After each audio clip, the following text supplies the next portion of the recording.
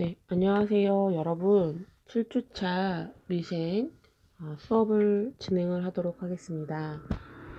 오늘 수업은 미생에 있어서 나타나는 성장서사에 대해서 살펴보려고 합니다. 수업을 하기 전에 여러분들에게 간략한 공지사항을 알려드리는데요. 다음 주부터 대면 강의가 진행된다라고 알고 있습니다. 특별한 사항이 없으면 대면 강의가 진행이 되는데, 우리가 여러분도 아시다시피 그 5월 5일이 화요일이라서 수업을 진행을 하지 않습니다. 그래서 5월 5일 날 쉬고 5월 12일 날 다시 이제 수업이 있는데요. 그때가 중간고사 기간이에요. 그런데 우리는 미생이 다 끝나지 않아서 중간고사를 5월, 지금 이제 이 속도로 보면 5월 말 정도에 볼 것 같습니다. 그래서, 여러분들에게 그 미리 알려드릴 사항은 이제 중간고사 때, 어, 수업을 하려고 합니다. 대신에 수업은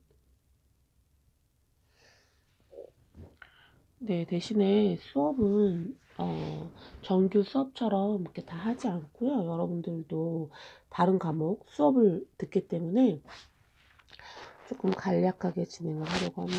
레포트 대체 숙제를 내줄까라고도 생각을 해봤는데 우리가 만난 횟수가 그렇게 많지 않아서 우선은 정상 수업을 진행하고 있다라고 여러분들이 인지하고 계시면 될 것 같습니다. 만약에 대면 수업이 진행되지 않고 비대면 수업이 진행이 되면 그에 따라서 또다시 다른 수업 방향을 제시하도록 하겠습니다.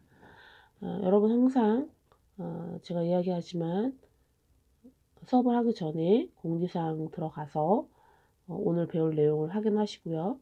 그리고 강의 자료에 들어가서 오늘 여기에 있는 내용을 여러분들이 이제 다운 받으시면 됩니다. 강의 자료에 다시 듣는 성장서사 있습니다. 다운 받으세요. 그리고 과제도 있는데요. 이 과제가 4월 28일 당일 과제가 있고, 그리고 5월 11일까지의 과제가 있습니다. 동영상을 보고 네, 여러분들에게 하는 좀 간략한 과제예요. 많지 않기 때문에 여러분들이 한 3줄 정도? 요 정도만 쓰시면 되거든요. 네, 할 수 있습니다. 그러면 수업으로 진행하도록 하겠습니다.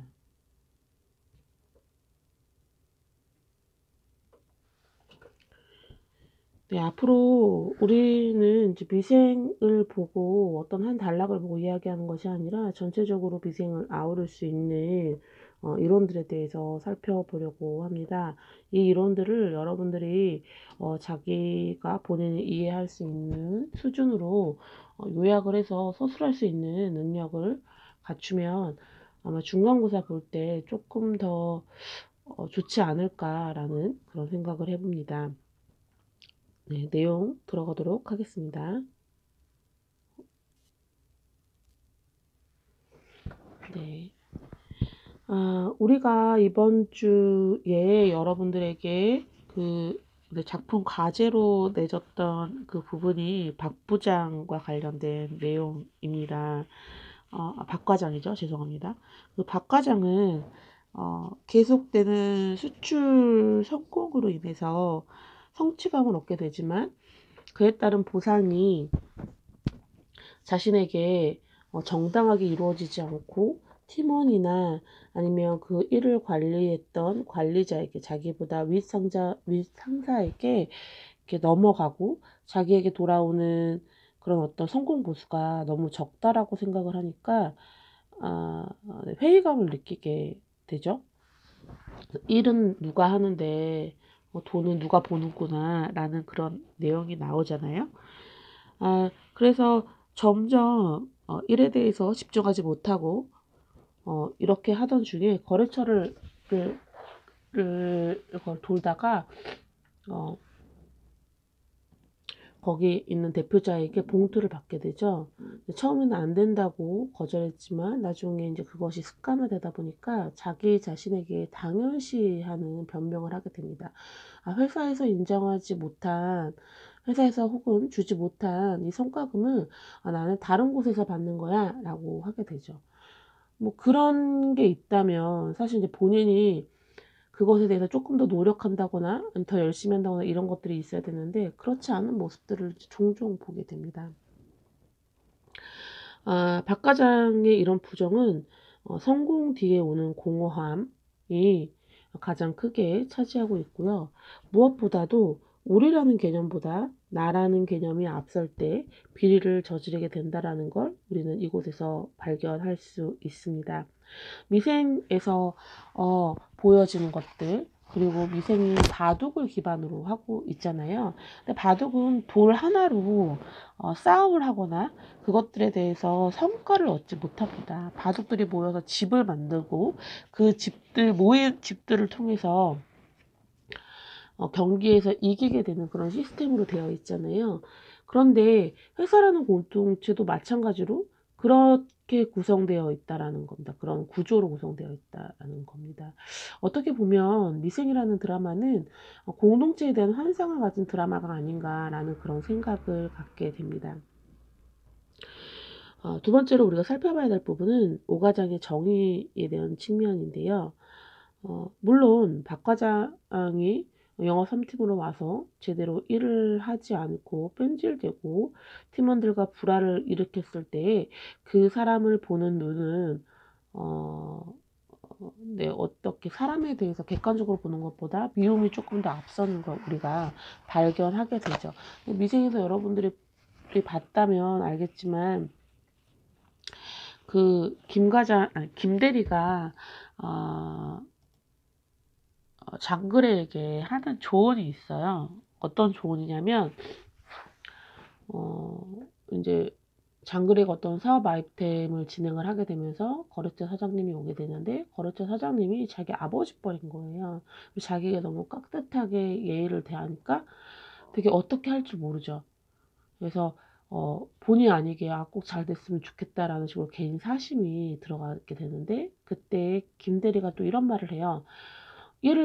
사람을 보지 말고 일을 보라라고 이야기를 하거든요. 그거는 오 차장의 얘기도, 오 과장의 이야기도 마찬가지. 사람을 미워하지 말아라, 일을 봐라라는 이야기가 나옵니다.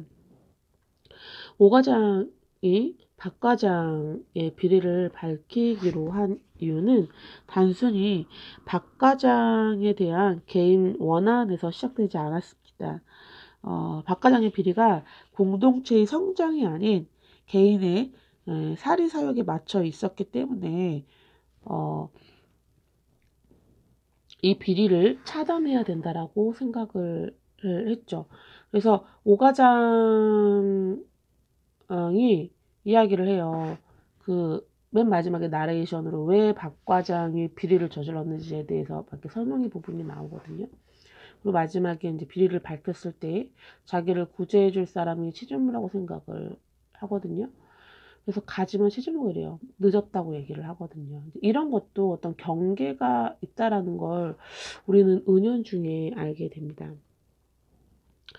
장그래의 이상, 그러니까 우리가 우리답게, 우리로 살아가기 위해서는 우리 안에 있었던 어떤 비리라도 그것을 마주봐야지만 성장할 수 있다라는 것을 이야기하고 있습니다. 우리가 보게 된 박 과장의 비리, 요르단 중고차 사업 있잖아요. 그 아이템은 정말 좋지만 이것이 비리로 점철되어 있어서 막을 내리게 됐을 때에 이것을 건들 것인가 말 것인가에 대해서 고민하게 되잖아요.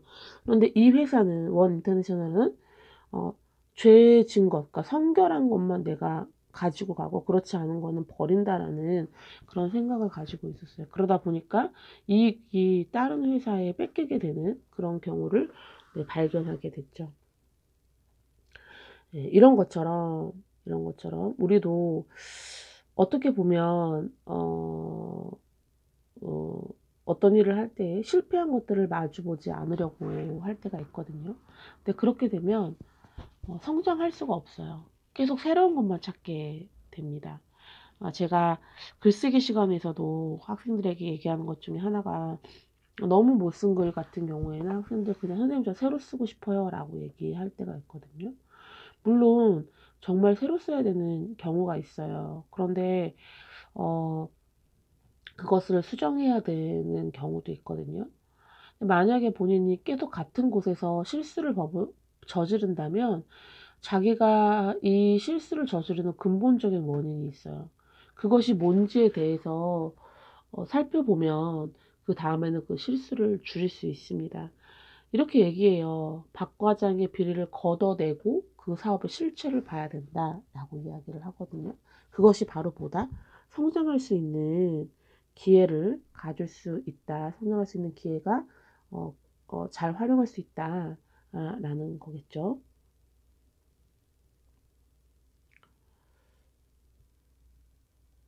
네. 그래서 이 부분에서 우리가 살펴봐야 될 부분은 뭐냐면, 어, 이 우리와 공동체 사이에서 어떻게 무게중심을 잡을 것인가에 대해서 살펴볼 필요가 있는 것 같아요. 특히 이 우리가 가지고 있는 의미가 무엇인지 조금 더 내밀하게 여러분들이 좀 살펴봤으면 좋겠다라는 그런 생각을 갖습니다. 지금 제 태블릿 PC가 약간 문제가 있어서 손터치가 전혀 되지 않아요. 그래서 펜으로 사용되고 있는데 이게 그러다 보니까 녹화가 제대로 되고 있는지가 잘 모르겠어요. 이걸 확인을 해야 되는데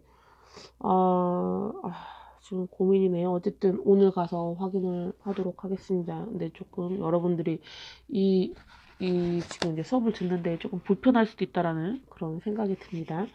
이 부분이 지금 녹화를 제가 시키고 있는데 녹화가 제대로 되는지 확인이 조금 어려운 경우가 있어요. 네. 어쨌든 보시면 아니까 좀 이렇게 진행되도록 하도록 하겠습니다. 네. 앞에서 이야기한 우리가 갖는 의미를 조금 더 자세히 이제 살펴보려고 합니다.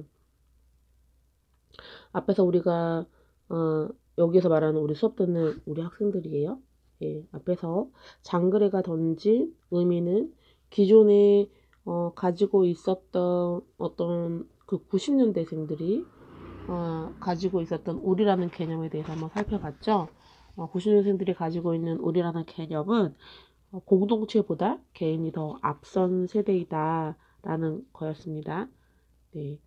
지금 이제 그 우리를 통해서 얻을 수 있는 효과 중에 하나가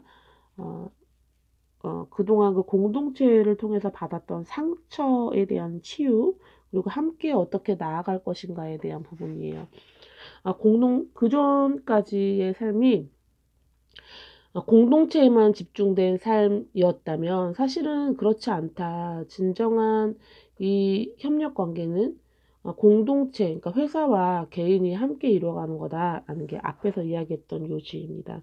두 번째로 이 미생에서 나타나는 노동과 공동체의 자리에서 이 우리가 어떤 역할을 하냐, 바로 성장의 역할을 한다라는 걸 제가 여러분들에게 이야기하고 싶습니다. 죄송해요. 지금 계속 이게 좀 약간 문제가 있어서 터치랑 이게 좀 제대로 안 되고 있습니다. 미안합니다. 네. 미생 이 성장 소설에 관련돼서는 바흐진의 의견을 이론을 살펴볼 필요가 있는데요.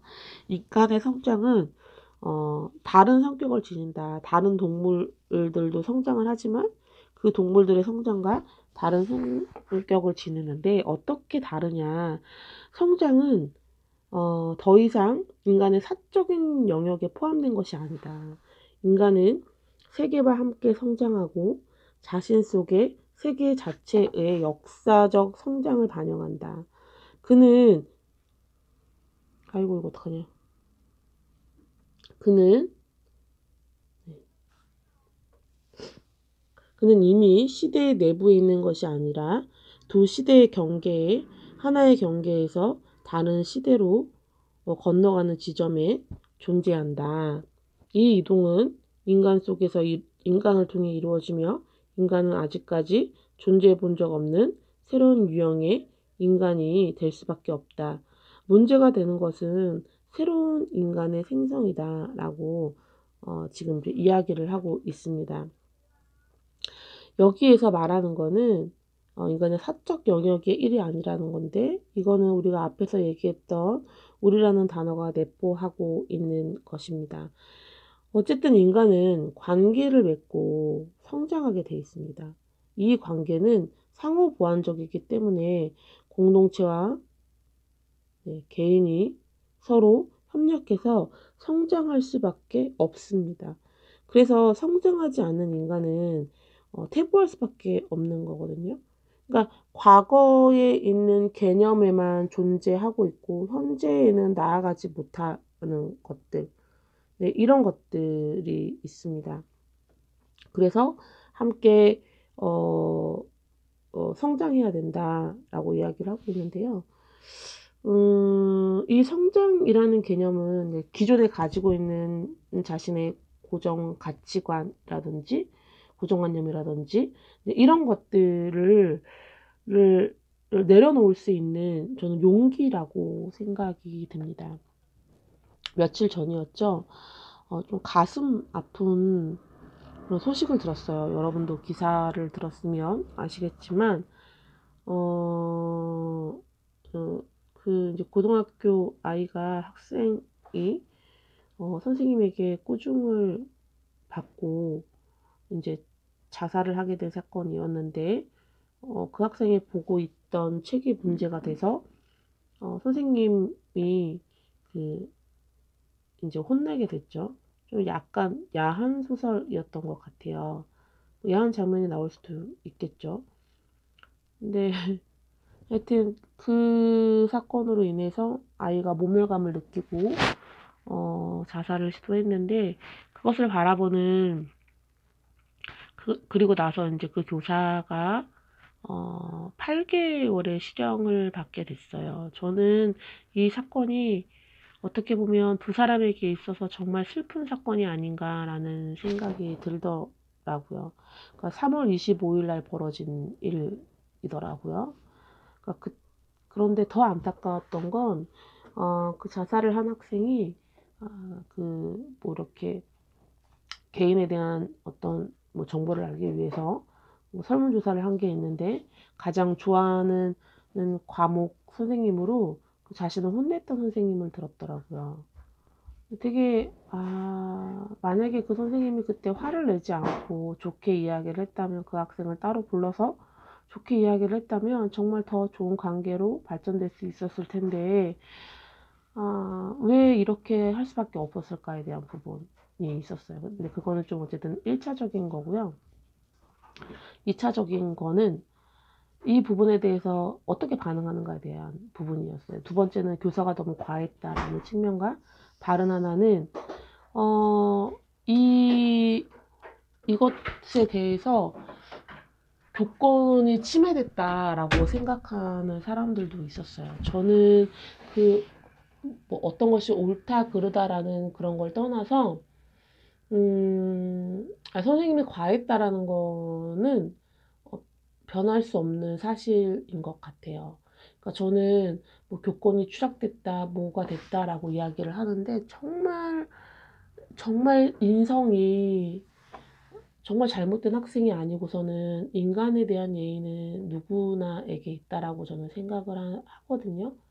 그리고 누군가를 혼낼 때에는 그 기반이 애정이 돼야 된다라고 저는 생각이 들어요. 그러니까 애정 없이 혼내는 거에 대해서 누구보다 혼나는 대상인 학생이 더 잘 알 거라고 생각이 들어요. 근데 그럴 때에 반발심이 들게 되는 거죠.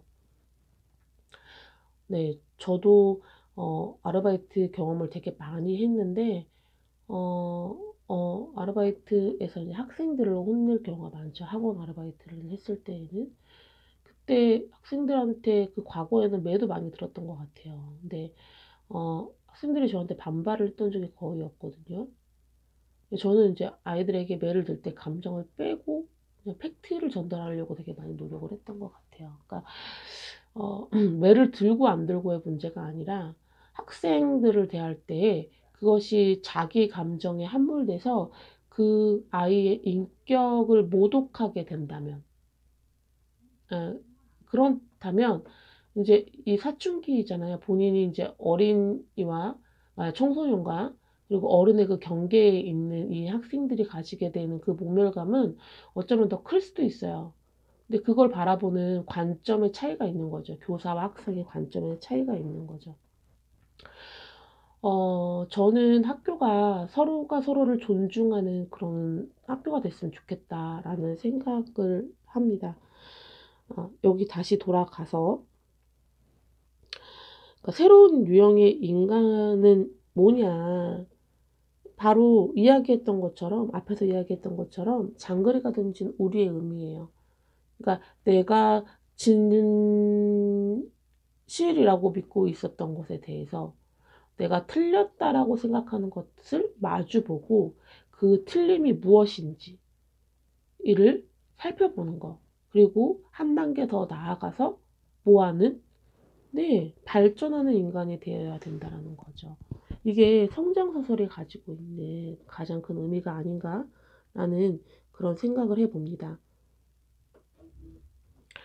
네, 그렇다면 성장서사란 무엇인가? 성장서사란 사적인 영역과 공적인 영역에서 이루어지는데요. 그것은 따로 뗄래야 떼서 설명하는 것이 아니라 함께 이루어지는 것으로 보여집니다. 개인의 성장이 결국에는 공적인 영역까지 미친다라고 볼 수 있겠죠. 스토리텔링의 핵심 전략 중에 하나가 공감인데요. 어떻게 보면 이야기죠. 이야기가 오래 살아남고 전달되기 위해서 공감은 필수적입니다. 성장을 주제나 소재로 다루고 있는 스토리텔링은 젊은 층의 문화 소비자들에게 공감을 일으키고 있거든요. 왜냐하면 젊은 층은 성장을 직접 경험하고 있는 세대이기 때문입니다. 여러분도 제가 누누이 이야기하지만 미생에 나오는 신입사원은 여러분들의 미래의 모습이라고 보여집니다. 처음 무언가를 시작하는 사람들은 당연히 성장을 당연한 수순으로 밟고 있거든요. 그때 과연 나는 어떤 자세로 임해야 되는가에 대해서 우리는 이 작품을 통해서 한번 먼저 살펴볼 수가 있는 거죠. 네. 성장서사의 개념을 살펴보도록 하겠습니다. 어떠한 매체를 통해 성장을 주제 혹은 소재로 이야기하는 것을 우리는 성장서사라고 이야기를 한다. 대부분 이게 소년이 성인으로 되어가면서 어른이 되어가면서 겪게 되는 내면적 갈등과 정신적 성장, 그리고 세계의 주체로서 정립되는 각성과 과정을 주로 담는 것이 바로 이제 성장서사다라고 이야기를 하는데요. 제가 얼마 전에 그 아몬드라는 작품을 읽었어요. 근데 그 작품도 성장서사더라고요. 그러니까 아몬드가 어떤 거냐면, 이제 감정을 느끼고 같이 공감하는 그 머리에 뇌 속에 기능을 담당하고 있는 게 이제 아몬드라는 그 부위가 있는데, 그게 너무 작아서 타인의 감정을 공감할 수 없는 아이가 있는 거예요. 이제 그 아이가 처음에는 사람들과 어울리지 못해서 좀 약간 따돌림 당하거나 공동체에서 소외됐는데 자신과 비슷한 사람들을 만나면서 소외된 사람들을 만나면서 좀 이렇게 발전해가는, 다른 사람으로 발전해가는 그런 것들을 이제 보이고 있습니다. 이런 것처럼 기존에 있던 거에서 다른 사람, 그러니까 다르게 변화돼 가는 과정들, 이런 것들을 다 성장이라고 볼 수 있는데요. 여기에서 소년이라고 되어 있지만 사실은 성인에게도 성장서사가 있어요. 그러니까 누군가에게 의타적인 존재가 스스로 독립적인 존재로 바꿔갈 때, 이때도 성장서사라는 개념을 사용하게 됩니다. 이 성장서사는 어떻게 보면 미숙, 불안, 결핍의 존재가 성숙, 완전, 충족의 존재로 나아감에 따라 인물의 존재론적 위치 변화와 그에 따른 인식의 실천을 다룬 이야기다 라고 되어 있거든요. 그러니까 원 인터내셔널에 있을 때의 장글에는 신입사원이 겪게 되는 다양한 고민들을 경험해요. 그런데 이제 여기 나오고 나서 20화에서는 이 사람이 오과장이 세운 회사에 다시 신입사원으로 들어가게 되거든요. 그때에는 또 다른 모습으로 모습을 가진 장그래를 우리가 발견할 수 있습니다. 성장서사의 특징을 한번 살펴보도록 하겠습니다. 성장서사는 구조면에서 통과의례 개념을 가지고 있는데요. 분리, 전이, 통합의 세 단계로 이루어지고 있습니다. 이거는 어떻게 보면 우리가 신화의 과정, 우리가 앞전에 배웠잖아요. 보통 세계에서 특별한 세계로 나아가는 그게 있거든요. 그것과 연결지어서 살펴볼 수 있습니다. 분리는 주인공이 기존의 존재론적 위치에서 벗어나는 상징적 행위를 수행하는 곳이에요. 그러니까 기존에 있던 세계에서 새로운 세계로 넘어가는, 보통 세계에서 특별한 세상으로 넘어가는 그 관계가 분리의 단계이고요. 전이는 이 특별한 세상에서 얘가 겪게 되는 다양한 시험들이에요. 전과는 다르지만 새로운 세상에 접하기에는 아직 미성숙한 존재이죠.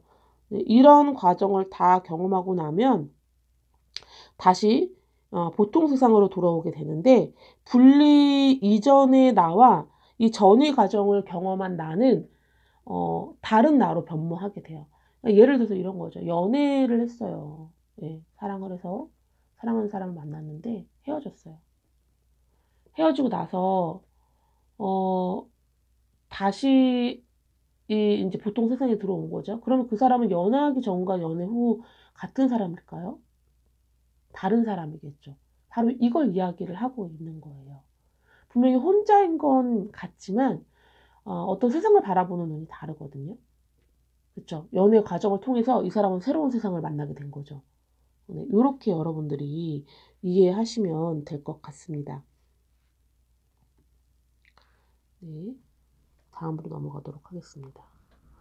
성장서사는 내용면에서 사회가 지닌 내부적 모순을 가장 명징하게 드러나는데, 가장 뚜렷하게 드러나는데요.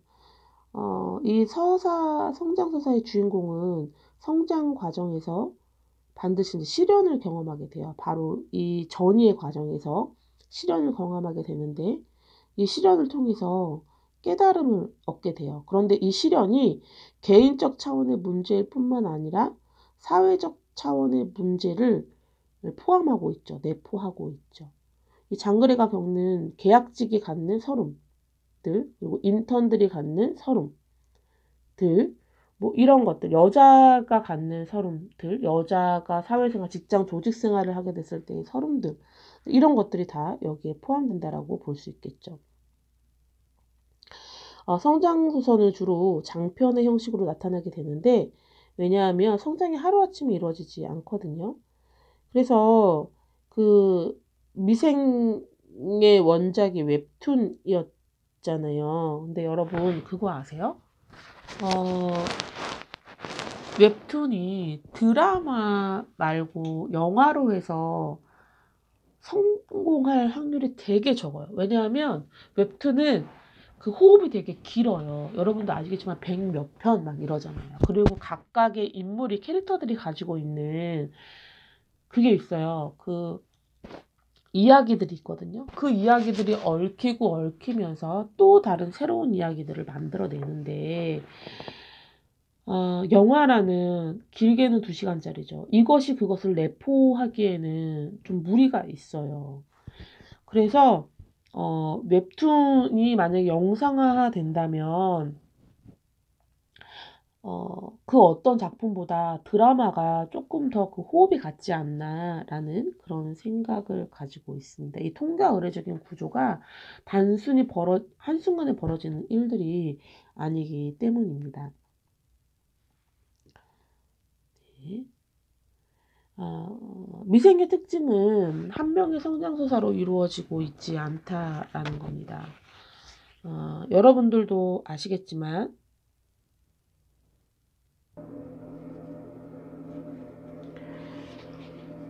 네. 성장소사의 가장 큰 특징은 뭐냐면요, 여러분, 혼자 할 수 없다라는 겁니다. 성장소사는 관계를 통해서 이루어져요.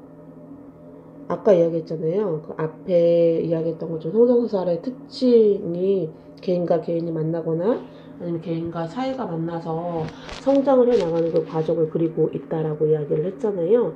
그런 것처럼 성장은 혼자 할 수 없습니다. 만약에 장그래가 원 인터내셔널에 들어왔는데 심사원을 만나지 않았다면, 오과장을 만나지 않았다면, 김대리를 만나지 않았다면, 박과장을 만나지 않았다면 그가 그렇게 성장할 수 있었을까요? 아니겠죠. 그죠? 그리고 미생의 가장 큰 특징이 있는데 갑을 계급 간의 갈등은 있지만 인간의 선악에 대한 문제를 다루고 있진 않아요. 물론 여기에 이제 마부장이라는 인물이 나오잖아요. 근데 좀 약간 밉상이기는 하지만 어느 조직사회에라도 그런 인물들이 있거든요. 근데 여기 보면 김부련 부장이 있어요. 근데 김부련 부장의 이 처세술, 이거를 과연 선악의 문제로 다룰 수 있을까? 이건 이제 우리가 생각해 봐야 되는 부분이라는 거예요. 그래서 미생에는 선과 악의 기준을 정하는 게 되게 모호해질 수밖에 없다. 왜냐하면 어느 입장에 서 있느냐에 따라 선과 악의 기준이 달라지기 때문이다. 중요한 건 뭐다? 의미를 찾는 거다. 라예요. 여러분, 그 안녕이 사건 기억나시나요? 예. 안녕이와 영화 3팀이 엮여서 있었던 건데, 원래 안녕이가 그 조직의 비밀을 넘긴 게 아니라, 네, 장백기가 넘긴 거긴 하지만, A라는 팀과 B팀이 지금 사이가 좋지 않아요. 그 BL 건 여러분 기억나시나요? 근데 제가 여러분들에게 문제를 냈어요. 진실을 말할 것인가 말하지 않을 것인가에 대한 고민 많으셨죠? 저는 사실 뭐 진실을 말하겠다라고 해서 점수를 잘 주거나 진실을 말하지 않겠다라고 해서 점수를 못 주거나 이렇게 도덕적 기준으로 여러분들의 문제를 파악하지 않았습니다. 단순히 그런 것이 아니라 여러분들이 그 사건을 바라봤을 때 어떤 고민을 하게 됐느냐에 대한 부분이죠. 무엇을 더 중요하게 여겼느냐라는 거겠죠. 어떻게 보면 영업 3팀이든 안녕이가 있던 팀이든 간에 중요한 건 자기가 있는 조직을 더 먼저 우선시했다라는 거예요. 안녕이는 아니었지만. 네. 근데 그게 진실이라는 무게를 달게 되면서 우리는 영업 3팀에 더 감정 몰입을 하게 됐지만 실제로 우리가 그 반대편이라면 과연 어떤 결정을 할 수 있었을까에 대한 부분이죠. 이거는 어떻게 보면 조직의 비리를 이야기하는 측면도 있거든요. 물론 조직의 비리를 도저히 사회 악이고 이 공동체를 위해서 내가 말할 수밖에 없다 라고 한다면 저는 그건 되게 의미 있는 용기라고 생각을 합니다. 되게 사건이 오래되긴 했지만 박창진 사무장이 있었죠. 대한항공에.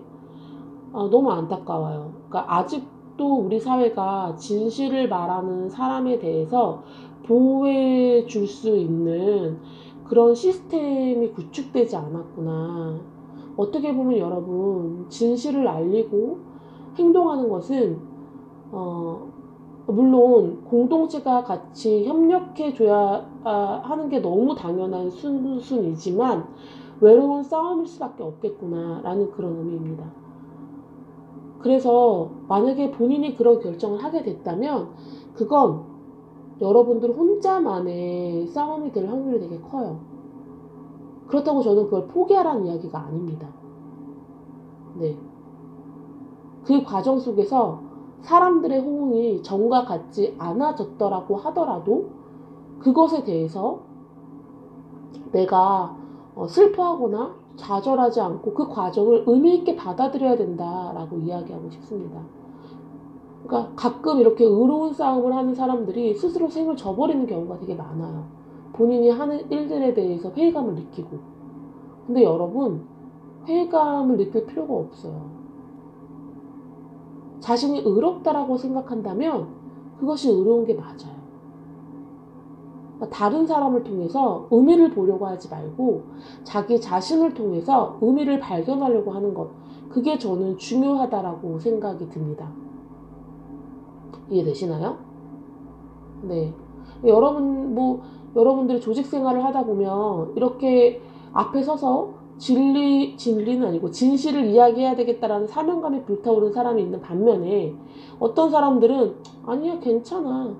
그냥 뭐 그럴 수도 있지. 아니면 다 이유가 있을 거야. 라는 이런 부분이 있잖아요. 이것도 마찬가지라고 저는 생각이 들어요. 그러니까 자기 자신을 그렇다고 해서 비겁하다라고 생각하지 않았으면 좋겠어요. 사실 사람이 살아가는데 명분이 아무 소용이 없다라고 생각할 수도 있겠지만 명분만큼 소중한 건 없다라고 저는 생각이 듭니다. 아무것도 아닌 것 같지만 그것이 내 삶의 목적이 될 수도 있고 내 목숨의 가치를 결정하는 무언가가 될 수 있거든요. 그래서 의미를 만드는 건 정말 중요한 일이라고 생각을 합니다. 오과장이 그 공동체에 있으면서 개인이 가지고 있는 꿈을 버리지 않는 것들, 그리고 그가 만년 오차장으로 이렇게 계급이 올라가긴 했지만 다른 사람들에 비해서 승진이 늦는다라고 하더라도 아니면 다른 조직에 비해서 성과를 제대로 받지 못한다라고 하더라도 그가 그렇게 그 사회에서 살아남을 수 있었던 원동력은 그 과정마다 뭐가 있었기 때문에 네, 의미를 찾을 수 있었기 때문에 가능한 거죠. 그럼 최전부는 어떤가요? 반대편에 있었던 그가 본인이 결정했던 그 부분에 대해서 하나라도 죄책감을 가졌다면 그는 아마 그 자리에 올라가지 못했을 거예요. 이 부분은 미생 마지막 부분을 다루면서 다시 한번 다루도록 하겠습니다. 다음 주에는 우리가 뭘 할 거냐면은요, 제가 또 이제 PDF 파일을 올릴 거예요. 미생 전반적인 이야기를 요약할 수 있는 그 부분에 대해서 PDF 파일을 올릴 겁니다. 그 부분을 함께 읽어가면서 미생을 또 다시 정리하도록 하겠습니다. 오늘 당일 과제는 성장 서사의 개념을 한 5줄로 요약해 보자. 그리고 이게 우리가 봤던 그냥 요것만 할까요? 당일 과제니까.